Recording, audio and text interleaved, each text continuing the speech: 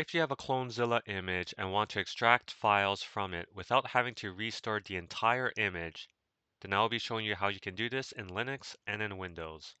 So I'm using Arch Linux here, and I have my file on the desktop, and I'm going to open it up.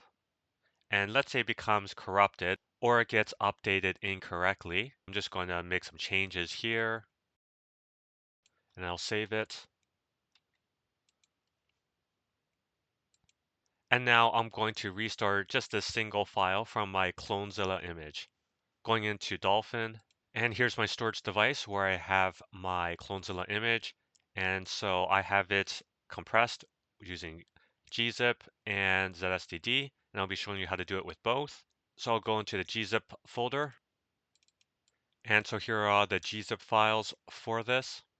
And so the first thing you'll need to do is find out which partition your file is stored on. And in my case, it's going to be SDA6 ext4 partition. So this is the file that I will have to extract. And so I'm going to open up a terminal.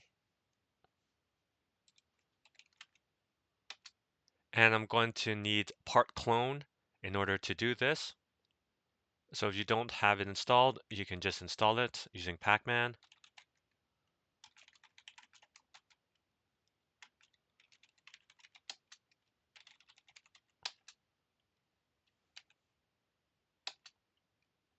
All right, it's been installed. And now I'm going to go to the directory where my image is stored.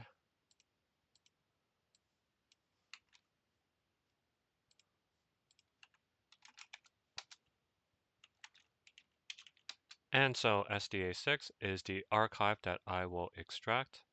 And when I create an image file, ensure that you have enough free space. I was using about 45 gigabytes on my partition here, so I'll need to have at least 45 gigabytes free, which I do. Now I'm going to clear my screen. I'm going to sudo in.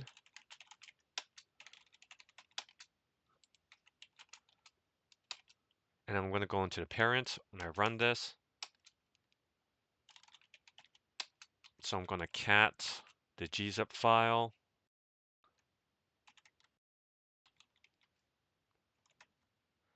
SDA6. And if you have multiple gzip files that the archive was broken up as, and then you can do a dot star. In my case, it's just a single gzip file. Now gunzip, and then run part clone, restore it as a raw file, and -c. No need to check for free space. -s.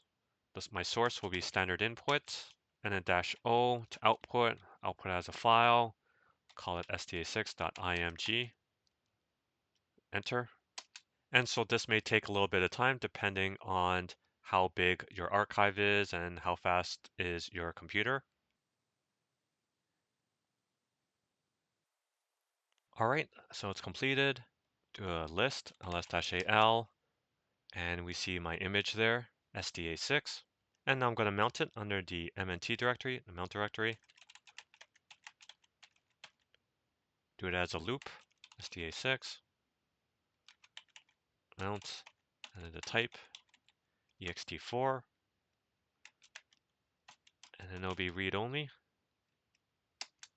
And so if I go back into Dolphin, go into the mount directory, and go into my home directory, and go into my desktop, and there's my archived file 123 file. Open it up, and here's the original file.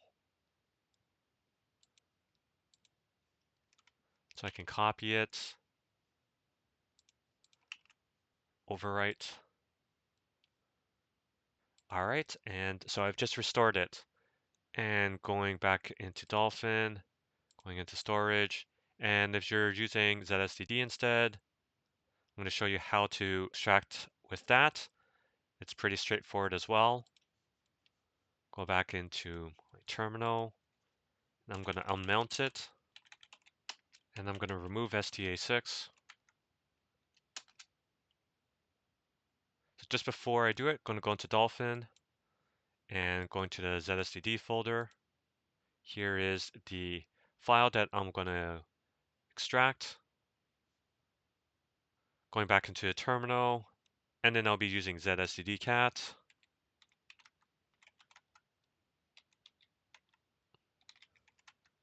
And again, for my SDA6, it's just a single file, but if you have it broken up into multiple files, then use the wildcard.star, and then going into part clone, restore, and then restore raw file,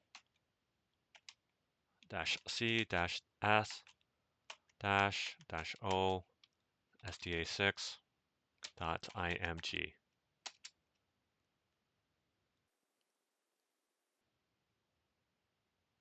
All right, it's completed.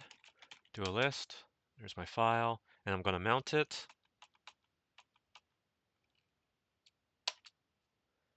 And go into my mount directory. And again, go into the home directory, desktop, and there's my file. All right, going to go back to my storage, and I'm going to unmount. And I'm going to remove SDA6. And now I'm going to go and do this in Windows. All right, so in Windows on my desktop here, I have this file, file123.txt, and I'm going to restore it from my Clonezilla archive. And to do that, I'm going to use a program called Clonezilla-util, and you can search for it, and you can go to GitHub. And so all credit goes to Fiddy Schmidt, who created Clonezilla-util. And scrolling down, and to download it, going to the releases, and I'll download the latest version, 2.4. Once it's done, I'm going to go back, and it says that to use it, you'll need to install the Dokken driver, as this is required to create a virtual drive. And if you don't want to download any drivers, and then you can still use it, and keep on scrolling down. And it says here, extract partition images from the Clonezilla archive. Dokken is not required. So that's what I'm going to do. Going to my downloads folder, extract it.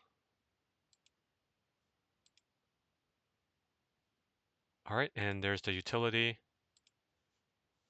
And for my storage device, it is on the E drive. You can see the images here.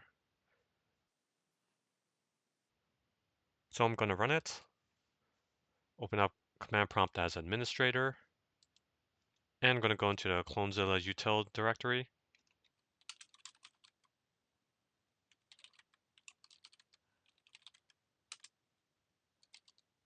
And I'm going to run it.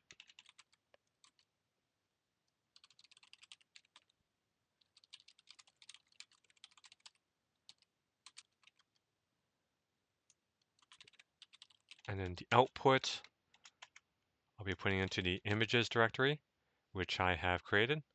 Now this will extract all partitions found in the folder.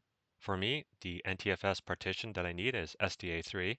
So if you want to do just that one partition, you can move all the other partitions out of the folder temporarily. But for this video, I'm going to be doing all the partitions, SDA1 to SDA6, that are in the folder, and I've made sure that I have enough free space as well. Enter. And of course, this will take a little bit of time, depending on how fast is your computer and how large are your images. All right, it has completed. And I'll open up Explorer, go into storage, and there's my images. And here are all my images from SDA1 all the way to SDA6.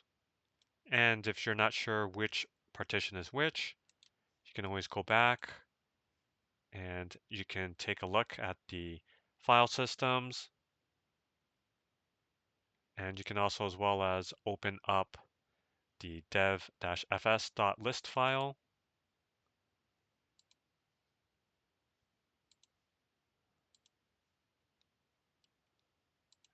And I'll have the information here as well. So now that I have the images, and the partition I'll need is SDA3. It's my NTFS partition. So I'm going to open it up with 7-zip. and go into my users directory, KMD Tech, go into desktop, and there is my file. So I can extract it, and we see it's here, and there are the contents. So that's it. That's how you can extract files without having to restore the entire Clonezilla image. I hope this video was useful, and I thank you for watching.